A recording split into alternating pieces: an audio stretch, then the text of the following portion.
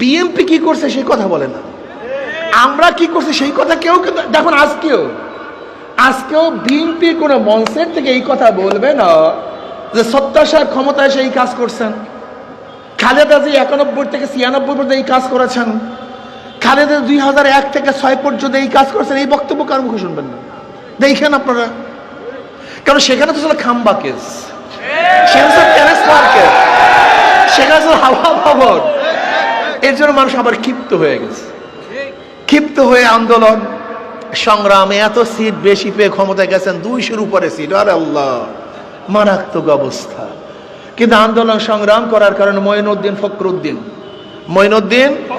ফখরুদ্দিন সাহেব এসে দুজনকে গৃহবন্দী করলেন। আচ্ছা তোরা বস, টু মাইনাস থিওরি এই একটাকেও রাখা হবে না। এগুলি দেশের সবচেয়ে বড় ফিতনা, বড় গ্যাঞ্জাম, বড় ধোঁকাবাজ, বড় সমস্যা। ফখরুদ্দিন মঈনুদ্দিন চিন্তা করেছিলেন যে আর্মিদেরকে ক্ষমতায় নেবেন, বিএনপির সাথে কোয়ালিশন করতে চেয়েছেন, আমাদের এত পার্সেন্ট আর্মিদের সিট থাকবে, এত পার্সেন্ট তোমাদের থাকবে।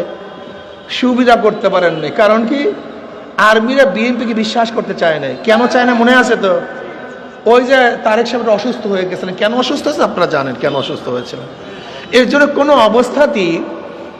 অবস্থাতে আর্মিরা বিএনপিকে বিশ্বাস করতে পারে নাই, যেহেতু একটু খারাপ ব্যবহার করেছিলেন আর্মিরা তৎকালীন সময়, মনে আছে তো? সব কথা বলার দরকার নেই, কিছু কথা গোপনে থাক না, সমস্যা কি? এর জন্য শেখ হাসিনা সেটা কোয়ালিশন করে 2008-এর ওই যে মুফতি সাহেব কি একটা বক্তব্য দিয়েছেন, 2008-এর নির্বাচন খুব প্রশংসনীয় নির্বাচন। এটা ভুল ভাই, 2008-এর নির্বাচন কোয়ালিশন নির্বাচন হয়েছিল। আর্মিরা আগের 2-3 দিন আগে সবাইকে অ্যারেস্ট করে জেলে পুঁতে দিয়েছিল। হয়তো বাহ্যিক দৃষ্টিতে মনে হয় যেন খুব ভালো নির্বাচন হয়েছিল, আসলে পাতানো নির্বাচন, কোয়ালিশন নির্বাচন হয়েছে, চুক্তিভিত্তিক নির্বাচন হয়েছিল। ওই নির্বাচনে আবারও সেই চশমা পরো বাবুজানকে ক্ষমতায় বসালাম, এরপরে তো খামি দিয়া বসছেন জগত্তল পাহাড়ের ন্যায়, উনি আর সরবেরই না, কথা ঠিক না? মানুষ 5 বছরের কর্মসূচি দেয়, উনি দিচ্ছেন 41 সনের 2041 সনের কর্মসূচি। 2041 পর্যন্ত আর কেউ কোনোদিন তাকে ক্ষমতা থেকে সরাতে পারবে না। কিন্তু আল্লাহর মাই আলমের বাপ, আসলে ওনাকে ক্ষমতার থেকে কেউ সরাতে পারতো না। আমি মনে করি এটা আল্লাহর গজব, ওলামায়ে কেরামের বরদোয়া, কোনো সন্দেহ নেই। নাহলে পচা শামুকে পাও কাটে, পচা শামুকে। উনি বিদেশ থেকে এসে একটা স্লোগান, একটা বক্তব্য দিয়েছেন 2-3 মিনিটের, ব্যাস কারবার শেষ। এর জন্য বড়দের বেশি কথা বলতে নেই, যারা ক্ষমতায় বেশি থাকে তাদের বেশি কথা বলতে নেই। আমাদের দেশে মানুষ ফটার যে ক্ষমতা থাকে সেটা ফটাফট করতেই থাকে। এক ফটরে ওনার বিরুদ্ধে এমন আন্দোলন হলো, সংগ্রাম হলো, মানুষ ওনাকে, ওনার নাতি পুতি, চেলা চামুন্ডা, পোকা চোকা সব ভাগাইয়া দিচ্ছে। গোটা দুনিয়ার ইতিহাসে এরকম বিপ্লব হয়নি। এই যে কয়েকদিন আগে নেপালে বিপ্লব হয়েছে, চেলা চামুন্ডারা কেউ ভাগে নাই, কিন্তু শ্রীলঙ্কায় বিপ্লব হয়েছে, চেলা চামুন্ডারা কিন্তু ভাগে নাই।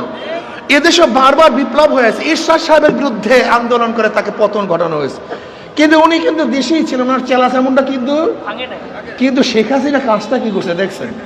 উনি নিজেই ভাগেন নাই, ওনার সাথে সাথে প্রধান বিচারপতি তিনিও ভেগেছেন। উনি ভাগেন নাই শুধু, যে বিজেপির প্রধান তিনিও ভেগেছেন, সিআইডি এর প্রধান নাই, এমনকি মসজিদের যে ইমাম সাহেব সেও নেই, এমনকি এলাকার যে চেয়ারম্যান সাহেব সেও ভাগছে। বুঝেন দুর্নীতি কোথায় গিয়ে বুঝছে? ভেবেছিলাম বৈষম্য দূর হবে, মানুষ শান্তি পাবে, মুক্তি পাবে। এর জন্য মানুষকে বৈষম্য দূর করার জন্য, মুক্তি দেওয়ার জন্য, শান্তি দেওয়ার জন্য আমরা রাস্তায় ছিলাম। তারেক সাহেব কিন্তু রাস্তায় ছিলেন না, ফখরুল সাহেব কিন্তু রাস্তায় ছিলেন না, ডাক্তার শফিক সাহেব কিন্তু রাস্তায় ছিলেন না, শিবিরে কোনো বড় বড় নেতারাও কিন্তু রাস্তায় ছিলেন না, আমাদের মতো অদমরাই কিন্তু রাস্তায় ছিলাম। কিন্তু আমাদের মতো অতমরা। ধরে নেন যদি আন্দোলন সাকসেস না হতো, সবাই বলতো আমরা তো ছিলাম না, আপু আমরা তো আপনার সাথেই আপা। কিন্তু আমরা কি বলতাম বলেন তো?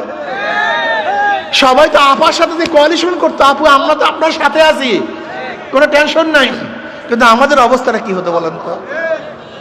ভেবেছিলাম বৈষম্য দূর হবে, মানুষ শান্তি পাবে, মুক্তি পাবে। সরকার পতন হলো, মানুষের শান্তি দেওয়ার জন্য, মুক্তির জন্য আন্দোলন করেছে, কিন্তু 5ই আগস্টের পর আবার কি দেখলাম? আবারও চাঁদাবাজি, আবার গুন্ডামি। এই ভোলা তজিমুদ্দিনে চাঁদা না দেওয়ার কারণে স্বামীর সামনে স্ত্রীকে ধর্ষণ করা হয়েছে। বগুড়া প্রস্তাব দিয়েছে যে আপনার মেয়েকে বিবাহ করতে চাই, বাবা রাজি না হওয়ার কারণে সেই মেয়ের সামনে বাবাকে হত্যা করা হয়েছে। যুবকের কাছে চাঁদা চেয়েছে, চাঁদা না দেওয়ার কারণে মার সামনের থেকে যুবককে তুলে এনে হত্যা করা হয়েছে। অফিস ভাড়া দিয়েছে, চাঁদা ভাড়া দিয়েছে, যখন কালেকশন করতে গেছে, ভাড়া আনার জন্য গেছে, সেই মালিককে হত্যা করা হয়েছে। আজকে আমরা কি দেখেছি? হাজারো মা বোনদের ধর্ষণ করা হয়েছে ফরিদপুরে চাঁদা না দেওয়ার কারণে। আমাদের গরিব দুঃখী নিহত মানুষের গাড়িগুলিকে ভেঙে চুরমার করা হয়েছে। আজকে হাজারো মানুষকে রক্তাক্ত করা হয়েছে। এই যে সাংবাদিক বন্ধুগণ বস্তুনিষ্ঠ সংবাদ পরিবেশন করার কারণে গাজীপুরে তাদের মাথা ইট দিয়ে থেতলিয়ে দেওয়া হয়েছে। যুবদলের চাঁদাবাজি নিয়ে মানুষকে পাথর মেরে হত্যা করা হয়েছে। এর জন্য রাস্তায় ছিলাম না পণ্ডিতজি, এর জন্য রাস্তায় ছিলাম না। ক্ষমতা দেখার স্বপ্ন দেখেন, ক্ষমতায় যাবেন। আর আন্দোলন করেছে আমরা, ক্ষমতা যাবেন আপনারা। আন্দোলন করছে সাধারণ মানুষ, ক্ষমতা যেমন আপনারা। আন্দোলন করছে রিচি চামার কামার মজদুর চেলে চাষিরা, আর আপনারা ক্ষমতা যেতে চান।